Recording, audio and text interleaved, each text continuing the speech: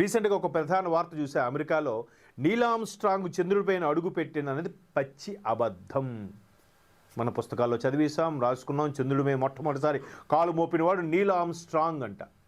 నిజంగా చంద్రుడి మీద గురుత్వాకర్షణ ఉందా? చంద్రుడి మీద గాలి వీస్తుందా? మరి ఆ ఫోటోలు ఏంటి, ఆ బొమ్మలేంటి?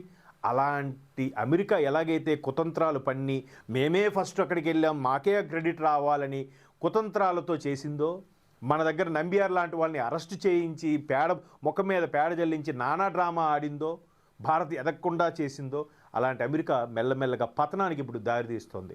అవన్నీ అబద్ధాలే. బైబిల్ మీద ఒట్టేసమని చెప్పమంటే కూడా నాసాకు సంబంధించిన అధికారులు మాట దాటేసరిగా చెప్పలేరు.